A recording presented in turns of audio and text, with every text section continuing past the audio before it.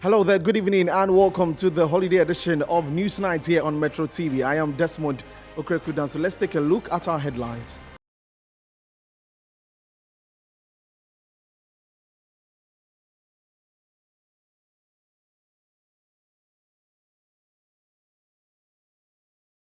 And in the bulletin tonight, Ghana's press freedom credentials dwindle as the country ranks 60 from the 30th position on the 2022 World Press Freedom Index.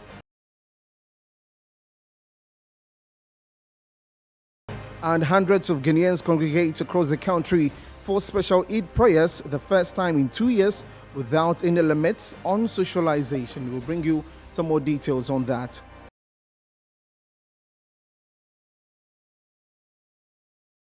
And residents of Kojo Ashong and Otuaplem in the Gawes area of the Greater Accra region face life-threatening situations as the metal bridge that connects the community is on the verge of collapse.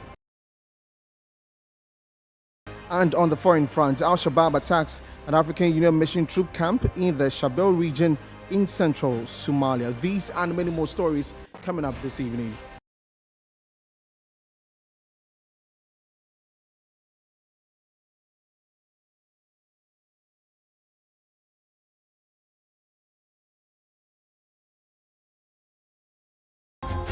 And we are streaming live on Facebook at Metro TV Ghana. Let's head straight to our first story. And Ghana has dropped 30 points in the latest ranking of the World Press Freedom Index as it moved from the rank of 30 in 2021 to 60 in 2022. Now, this indicates a 100% drop for Ghana when it comes to countries with the freest media. There's more in the following News Desk report. The Reporters Without Borders World Press Freedom Index measures pluralism, media independence, the robustness of legislative frameworks, and the safety of journalists in 180 countries and 5 regions. The 2022 Press Freedom Index would not come as a surprise to many media watchers who have expressed concerns over attacks and violations against journalists and media houses perceived to be aligned with the opposition. Ghana's celebrated press freedom status has deteriorated, pushing the country down the ladder of the League of Countries with the freest media in the world.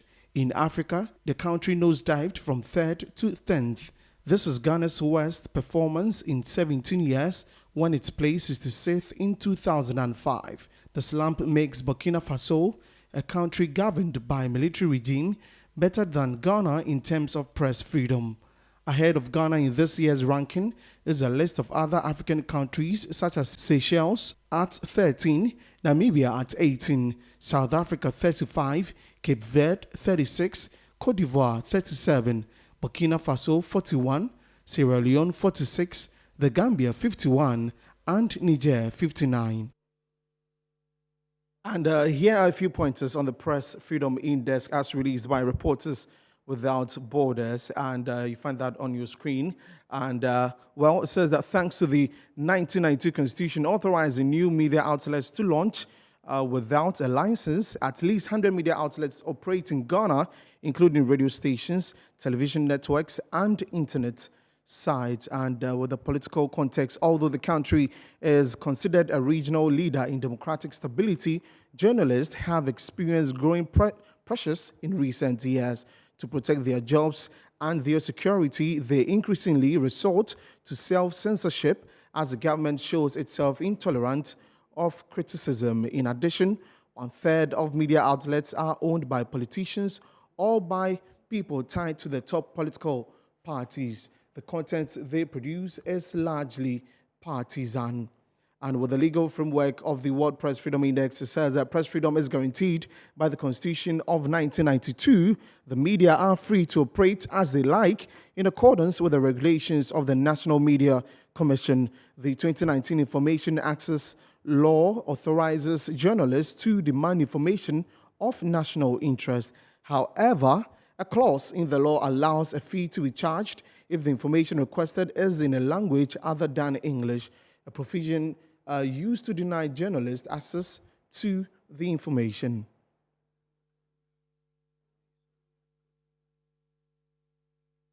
Now let's get onto the phones and speak to the president of the Ghana Journalists Association, Afil Moni, as we talk about.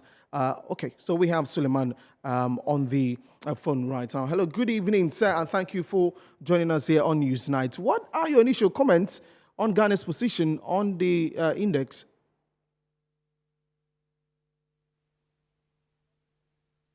Hello, sir.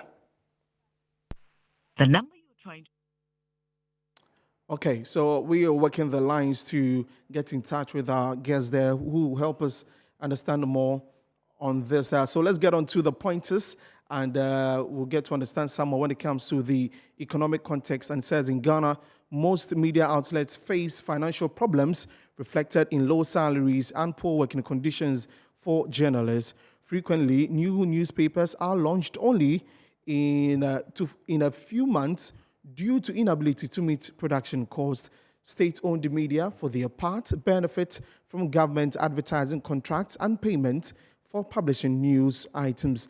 Government advertising is awarded through a non-transparent and okay, so it continues there to safety. That journalist safety has deteriorated sharply in recent years. In 2020, reporters covering the effectiveness of anti-COVID-19 measures were attacked by security forces, and political leaders are again making death threats against investigative journalists.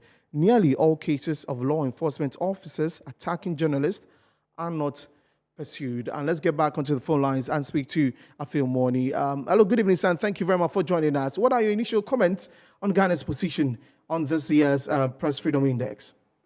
We saw it coming that the litany of attacks against journalists, headlined by the murder in the most gruesome circumstances I met 3 years ago, followed by the Rambo-style arrest of journalists at Accra FM, the Class FM, Accra FM, and we also heard with shudder and witnessed with shiver the arrest by national security operatives of journalists, and we also do recall with pain the brutalization against Latif Idris or Joy FM, and a host of them.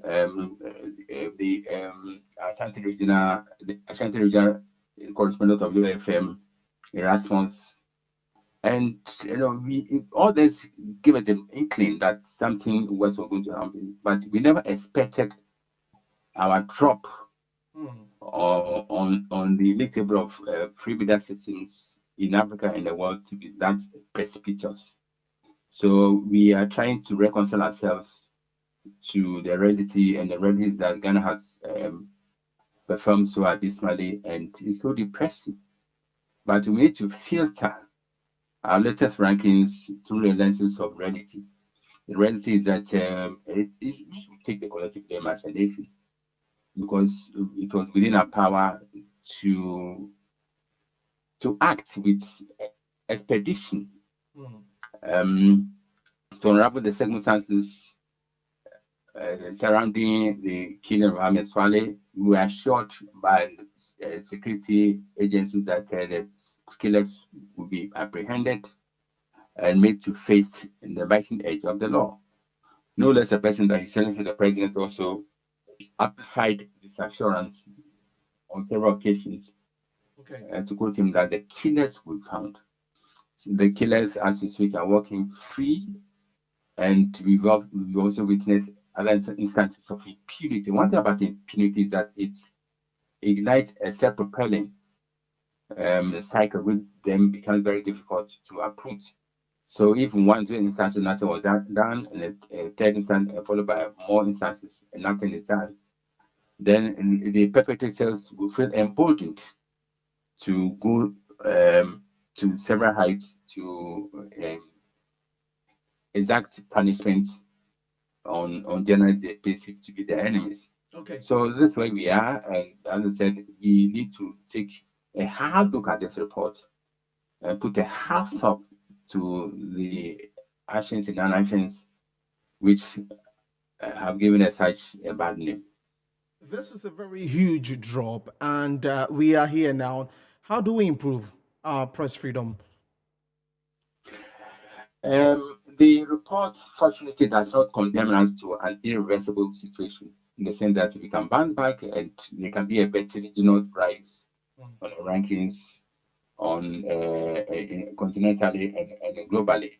So the ball number one is in the court of our security apparatus. We do recall a conversation we had with the IGP, current IGP, Dr. George Dampare, and he did assure us that a special unit has been created at the police service to go into such unresolved cases. So it will mean injecting more action into that unit to get them to expose the perpetrators of such attacks. On the part of officialdom, they also hold the bull by the horn, and we seem to be dealing with perpetrators of impunity. Okay. Because we know them, and said by their fruit we know them, by the fruit of threats, continuous threats, by the fruit of incitement, open incitement, you know them. So it shouldn't be difficult. It's not within the bounds of possibility for officialdom to act on such brazen instances of impunity. On the part of journalists, the report also cited self-censorship on the part of social media. This gives an inkling of what happened yesterday when we were enveloped in the culture of silence. We are no more in that situation where journalists were gripped by paralyzing fear to speak out or to expose wrongdoing in society. So our colleagues in the social media to be more assertive and to ensure that they do justice to the profession as journalists. Okay. We need to underline the fact that this profession is not for the lily-livered or chicken-hearted. It's for the courageous, people who are courageous enough, because we know the consequences of stepping on toes. At the same time, we should not shrink from doing what is required of us as journalists to hold to account people in positions of power and authority. And this will expect a media committee to do. As I said, it's not a basket case. We should bounce back and regain our position continentally and globally. Be a concern for the government, considering the fact that a country like Burkina Faso that is being governed at this moment by the military are ahead of us. What do you think that the government should be doing in order to make sure that we get back up with respect to the index? As I said, it's worth repeating that the government should have been doing in terms of from cracking the whip against its own officials who are seen palpably to be violating the law of inciting people. People have been mentioned in crimes. They seem to be facing the law, because in a dispensation such as ours, which is governed by law, nobody is above the law, not even his Excellency the President. So this implies that all of us are subject to the law. So anyone who is seen to violate the law, anyone who willfully find themselves on the wrong side of the law, should be made to taste the biting edge of the law. That's all about rule of law. Nobody's above the law. And on the part of the media, we should also, it's a wake-up call to all of us, that those of us who are in slumber should wake up, such as the state of media. And it means digging more, exposing more dark spots, unraveling circumstances, asking the tough questions, and then so that we were there before 7 years ago when languishing in such positions, and now here we are again. So if we're able to bounce back, then it is within the bounds of possibility to ensure a vertiginous rise from where we are now to even our first position in Africa and a recent position in the whole world. Thank you very much, Mr. Alfio Morning, for talking to us this evening on Newsnight. So, yeah, the president of the Ghana Journalists Association, still watching Newsnight. And let's do some other stories. And the vice president, Dr. Mahmoud Bawumia, has called on Ghanaians to be tolerant when it comes to religion among all Guineans. Speaking during this year's Eid prayers at the Black Star Square, he encouraged all groups to keep their faith with the government as it works to revive the economy.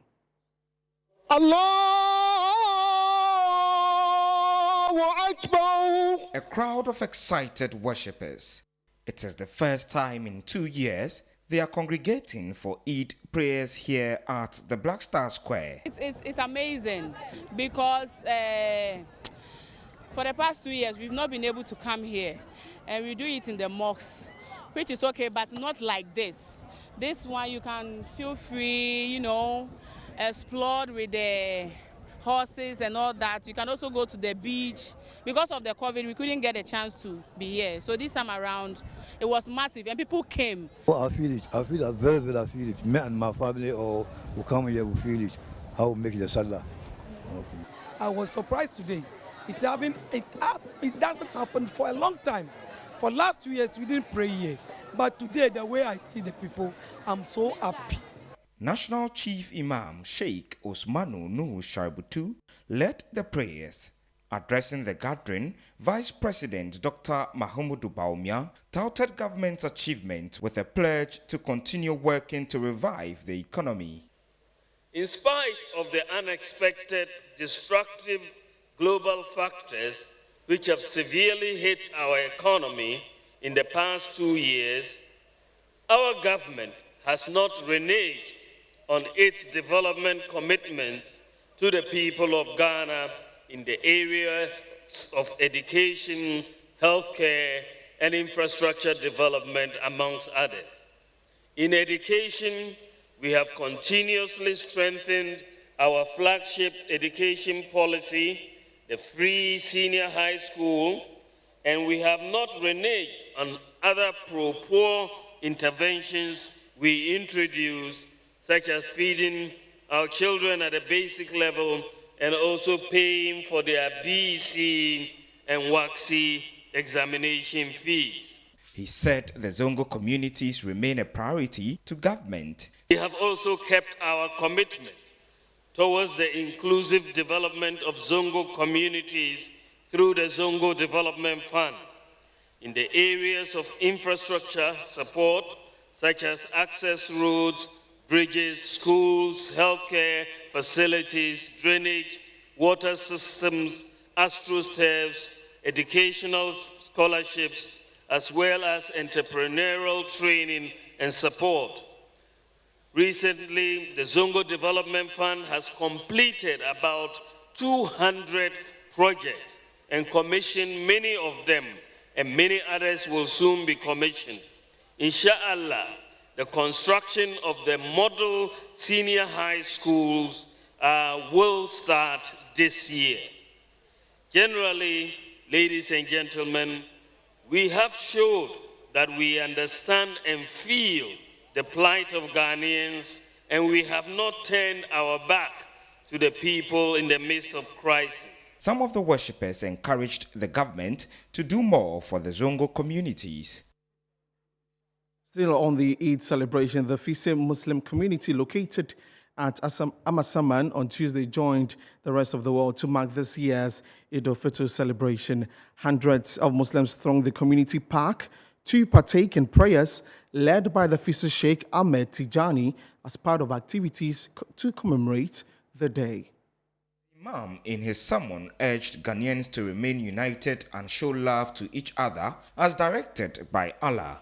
Sheikh Ahmed Tijani urged congregants to uphold the values of steadfastness and charity even beyond the holy month of Ramadan. He also urged them to adopt God consciousness and reconciliation with neighbors. It behooves us to be conscious of Allah wherever we find ourselves in every situation. And we need to purify our actions unto Allah. Let us do our actions, perform all our actions towards Allah and all our obligations with all sincerity. And let us make amends among ourselves. Make good our relationship where there are shortcomings, some inadequacies, some wrongdoings, some disputes amongst ourselves. Let's try to make reconciliation among ourselves. Speaking on behalf of the chief of the Fise Muslim community, Jamal Hamidu Kabori called for the promotion of peace in the area and admonished Muslims to prioritize the welfare of their fellow Muslims and Christians alike. We sacrifice our time, food, and water just to give all our sacrifices to Allah. So why would one go back to his bad deed? When you say this holy month, you are doing it for Allah to accept your prayers and to purify you. One should know after this Ramadan, no going back to your bad deed. We should continue doing the good things that we focus on doing in this month of Ramadan. And may Allah accept our ibadah. And may Allah make us continue doing the good deeds just like what we did in Ramadan. And no going back, thinking of doing any negative thing. And may Allah answer our prayers.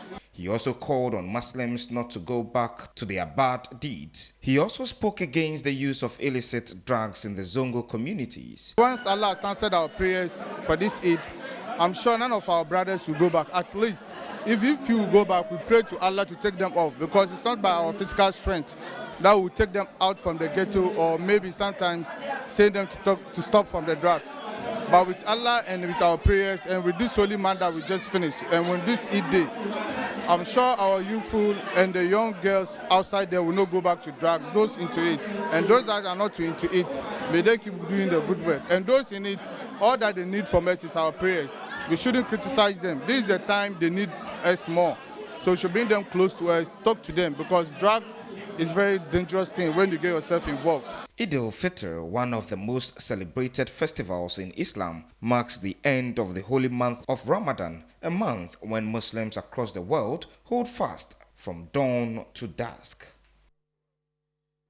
Now, the Muslims at Millennium City in the Goma East District of the Central Region observed the Eid prayers under heavy security presence. A new venue was actually secured for the celebration after the central mosque of the area had been under lock by the police because of tensions between the Millennium City Zongo chiefs.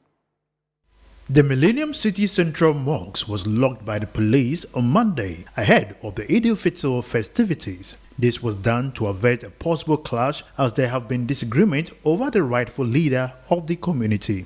There has been a tussle between two traditional councils over who owns Millennium City. During the prayers on Tuesday, a new venue was secured to avert clash between the feuding factions. Heavily armed police officers also kept patrolling the area until the service ended. Some persons who spoke to Metro News said even though the services was held successfully, it felt uncomfortable.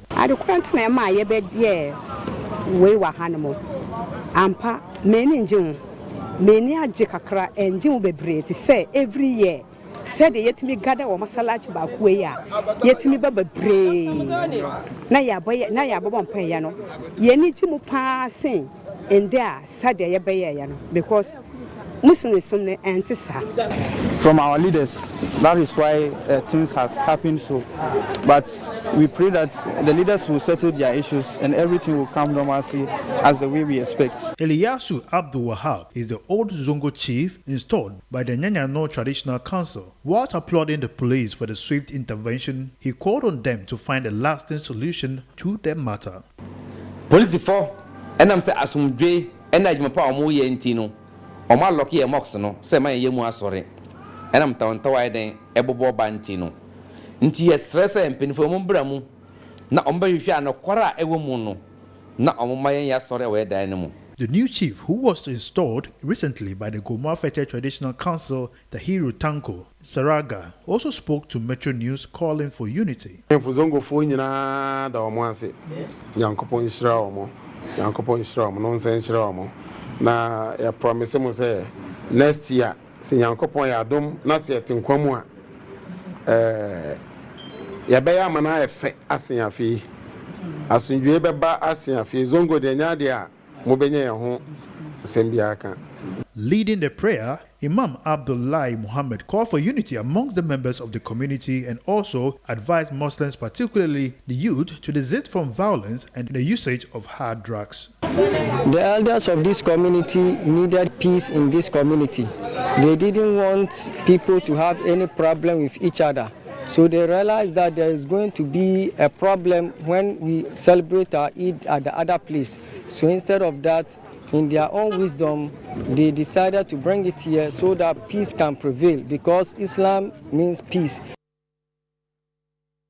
And to the Volta region, where Muslims in the region gathered at the regional capital to mark the end of the 30 days of fasting, but with a divided front due to a disagreement over who becomes the regional chief imam of the region. Our reporter Christian Ahodia visited the two sides and has more in this report. The whole central mosque has remained closed for over a year. According to the municipal chief executive, the mosque will only be opened after a final determination is made on who becomes the next chief imam. For some time now, two individuals, Al-Haji Anas Alfa and Manidu Ali Muhammad, have contended for the position. At the observance of the Eid al-Fitr prayers in Ho, the disagreement created tension among the worshippers. The municipal chief executive of Ho, Divine Bossman Richard, called on them to resolve their differences. We should do everything with patience. Riding motorbikes, bicycle, motor car, and everything. We should exercise patience. And now Muslims, because we have our friends, our brothers, they will all come and celebrate with us. So we are calling on everybody to celebrate with patience and peace. And unlike the way, even though we are confronted with the event that is causing anger among us, but the way we are conducting ourselves in the name and spirit of Islam, I want to thank you very much. We are doing everything possible to solve the problem between you. I am saying you because the other side are part of you and you're also part of them. And to the Ashanti region, where hundreds of Muslims gathered at the premises of the Central Mosque at Asawasi for the 2022 Eid al-Fitr prayers led by the regional chief imam. Sheikh Abdul Mumin Harun prayed for divine guidance and wisdom for government, national officers and socio-economic development. The Ashanti regional minister Simon Osei Mensah called on Muslims to shun any acts that undermine unity, peace and development.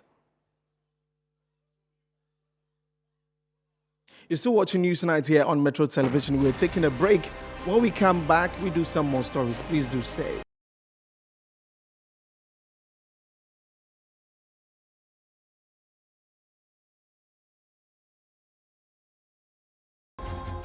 Welcome back from the break. We're streaming live on Facebook at Metro TV Ghana. Now to some other stories. And governance expert Ni Amate has called out former President Mahama for using distasteful words against government in his speech on Ghana's economy. According to him, politicians must learn to criticize constructively to enable society to emulate same. It was a good presentation because it calls the government's attention to a few things that should be resolved in the system. But I also think the former president should have handled it in a more, in a nice way, devoid of insults and all things. You know, when citizens begin to disrespect our leaders, it is because our leaders themselves call one another thieves and other bad language used on themselves. And that's why I thought that though the speech was good, it was laced with too many vituperative messages, and I thought that should have been cut out. In the speech, you could hear things like dementia, creating wealth for cronyism and, you know, family and friends. And I mean, these things are not the best of. You can still present your message without resorting to these words. And I thought President Mahama, a diplomat and a very good speech maker, was, you know, veering to stuff he wouldn't normally be associated with. But again, I'm throwing it back to the same politician, because now that they are in opposition, they agree with us, the neutral minds. Right. I speak and they are with me in studios like Metro and the radio stations, and they support me. Oh, this is a very good thing to say. But when positions change and they jump onto the power seats, they begin to act differently. I mean, what he's saying is the right thing. But, I mean, did it happen in his time? How tolerant has he been, Mahama? Did he call Martin Amidu stupid? So these are the things. They should display it. And in addition to that, I just said that the whole speech was laced with vituperative messages, and I thought that should also have been cut out. Politicians should lead the way. They are most often in the driver's seat, and we expect them to, drive us safely to our destination of perfect economic expectations.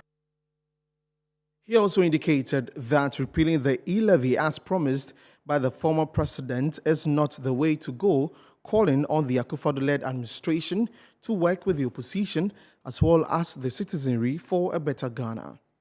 I mean, repealing of the e-levy, I think that should not be the way to go.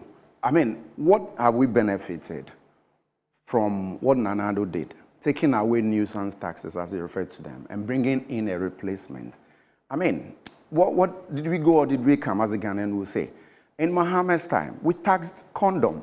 I mean, condom. And such other taxes. So what are we doing? And politicians should be mindful of the fact that they're dealing with their own citizens. I mean, stop playing with our minds, our intellects. Let's all feel a part of the system rather than telling me you repeal it and then bring what in its replacement. Yeah, the arrogance, the posturing of the communicators, some of the communicators of the NPP couldn't just be acceptable. But you don't just take a look at their behavior and decide, let me throw this thing out. The e-levy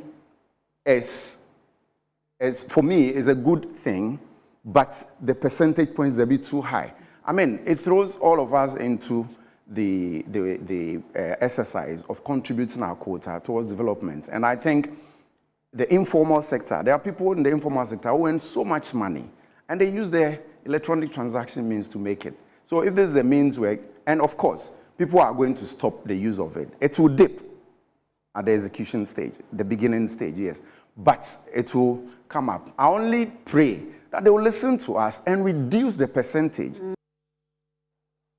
And some Ghanaians have welcomed the proposal by former President John Dramani Mahama to repeal the e-levy act. According to them, the tax is regressive and only adding up to their burdens. Only yesterday, I was having all my money on my phone. To withdraw it yesterday, 3 places, I went there only to withdraw only 500. They told me they don't have money. People have withdrew their money. So what will happen to us?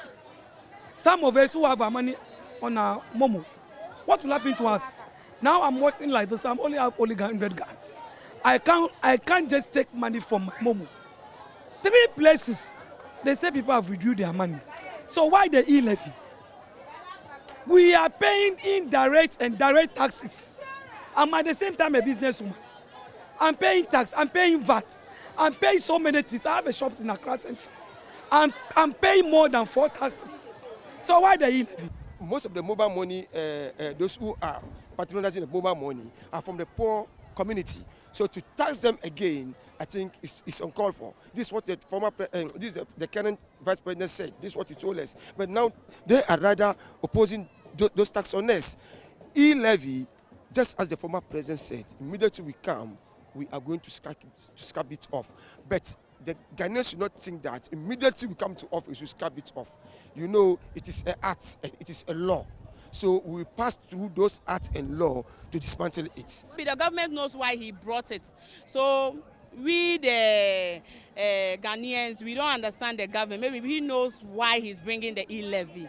Yes, but it's about money. And because the economy is hard, that's why we are complaining. So if he can minimize things like the petrol and all those stuffs, gases and that, then everything will be cool for us. But if not, things are expensive. Because of the e-levy, everybody, those selling, even they are making things expensive. And when you complain, e-levy, I don't know if the e-levy is also part of their selling items or all that. So government should also talk to our our business partners so that they can consider.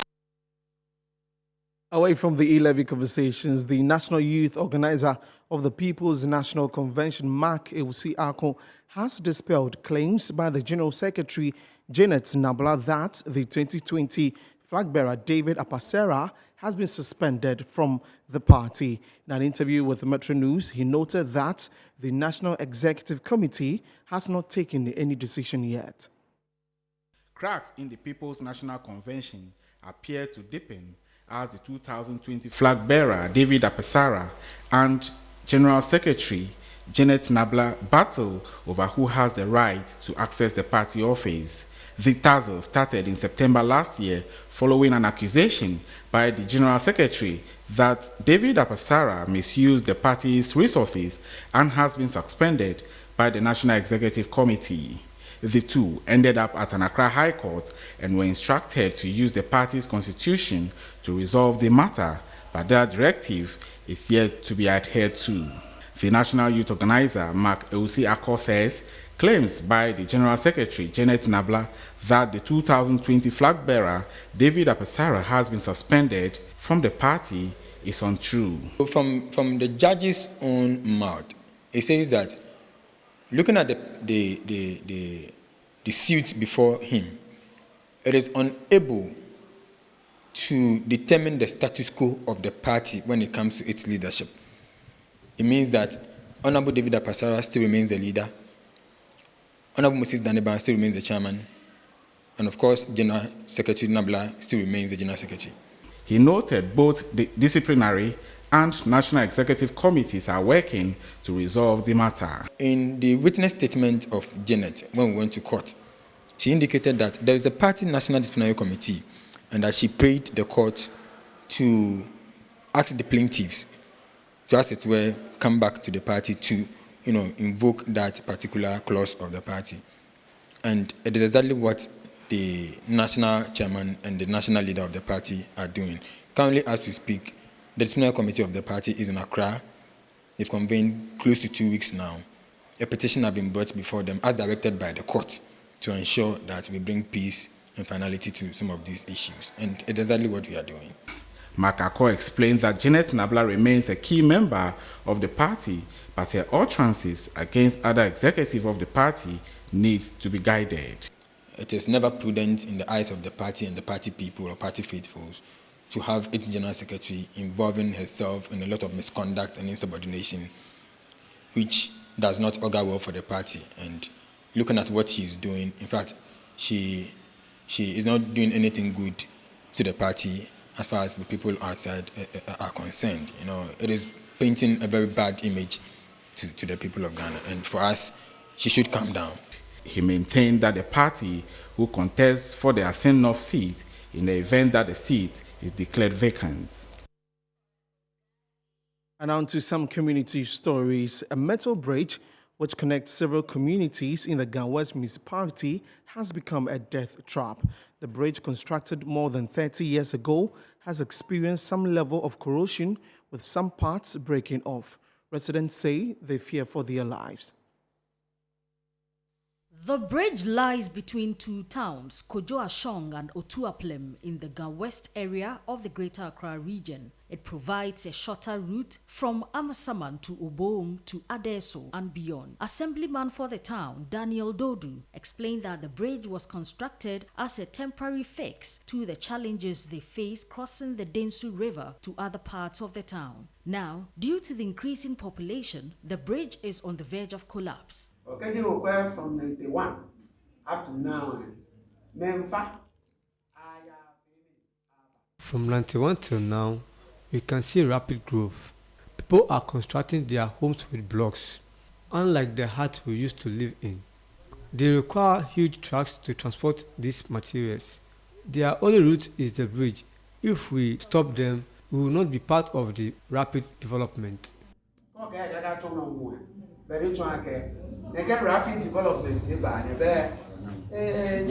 Some residents and drivers say the life-threatening bridge is a great concern. The state of the bridge is very bad. It is very risky. Someone can fall into it. Something must be done about it. The state of bridge in there is very, very, very way. Even a you drive over and we so all about them. We want our bridge to be fixed. It is very risky to use it. We don't know where to pass. We cannot use the bridge safely. Apart from the bridge, the roads in the community are in a deplorable state. This road is riddled with potholes and crevices that make driving at night very dangerous. Some drivers even refuse to ply the route at night. They only quoted it once. We're expecting a second one, but the road is getting more spoiled. According to the assemblyman, the road was not properly constructed and they were promised a second quote, but they are yet to hear from the contractors. Members of the community are therefore asking the government to help them to construct a concrete bridge to avert a tragedy.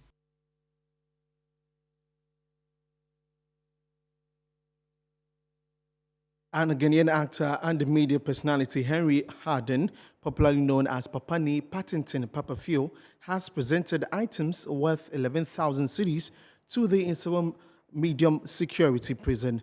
According to him, the donation forms part of a series of donations himself and his friends are undertaking to support the needy and shape society.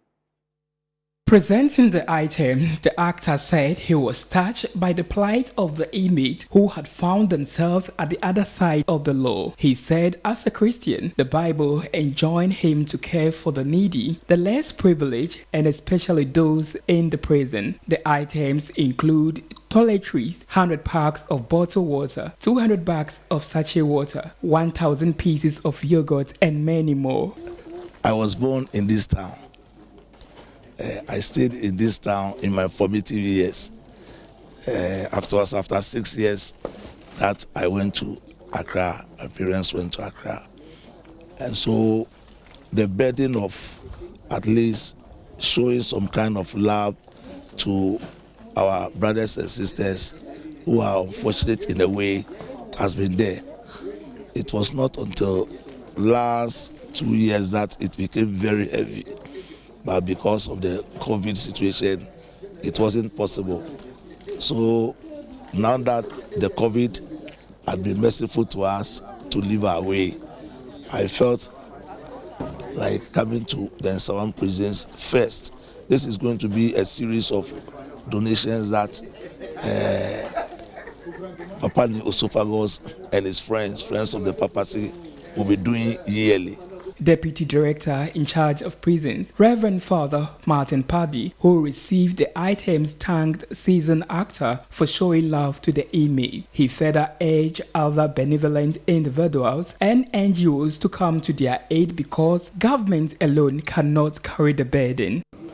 These items are going to help the inmates of the medium security prisons because these are basic needs of the inmates. The toilet roll, the water, and the soaps that you people have presented. And therefore, we are grateful to you.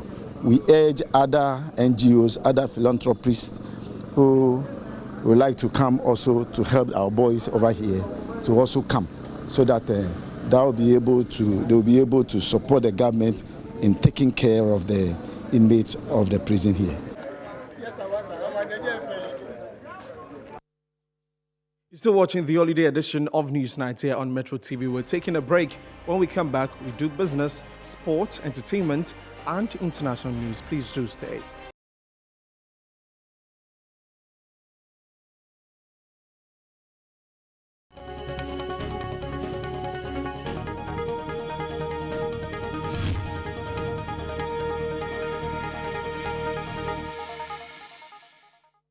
And in business, a member of the E-Levy Technical Committee at the Ghana Revenue Authority, Isaac Kobna Amwako, has revealed that merchants who are registered with the GRA are exempted from being charged the E-Levy. He said this on Bottom Line, hosted by Kwesi Afriyie.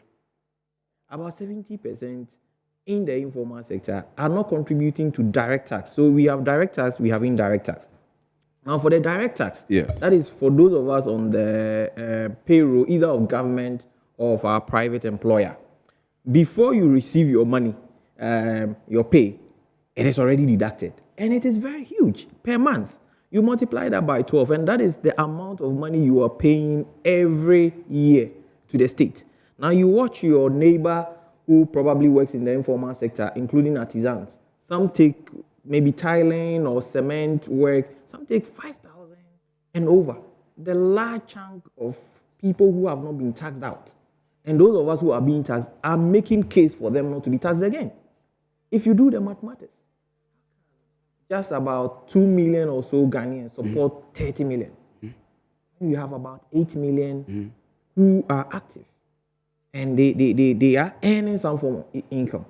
So if you look at the way the e-levy had been structured, for what we call merchant payments, if the merchant or the seller who is using these online platforms is trading and he's not registered with the Ghana Revenue Authority, then the e-levy is making him uncompetitive on the platform, because anyone who purchases from him on the platform would be imposed the e-levy. It is to bring some kind of a burden on the customer so that the customer will think twice. I could have gotten this item cheaper just for the person being registered with the Ghana Revenue Authority. Now, you need to have the merchant account first.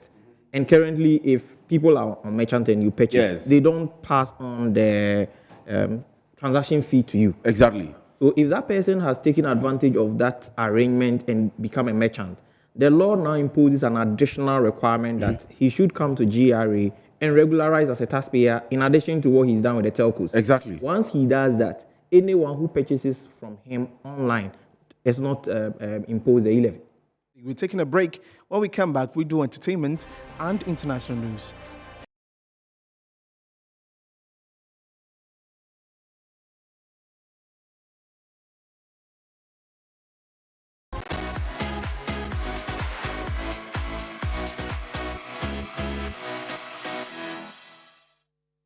Now let's do some entertainment. And Def Jam Recordings Africa has today announced multiple award-winning Guinean musician Stonebwoy as the latest recruit onto the label.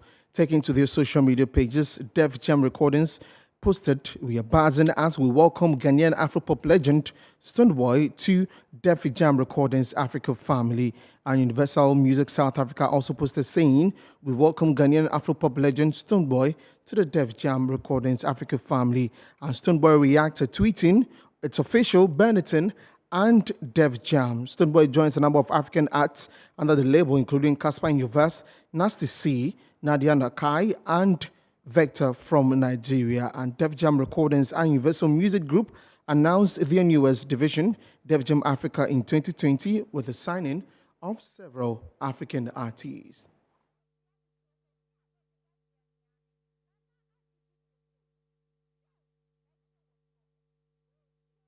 And to the United States, 3 million people have signed a petition to remove Amber Heard from DC's Aquaman sequel, and the online petition hit the milestone on Tuesday. That earlier today, and just hours before Heard is due to take stand in the defamation trial brought by her ex-husband actually, Johnny Depp. The long-running petition launched in 2020 has seen renewed interest following Johnny Depp's ongoing defamation trial against his ex-wife. That's it for entertainment. Up next is international news.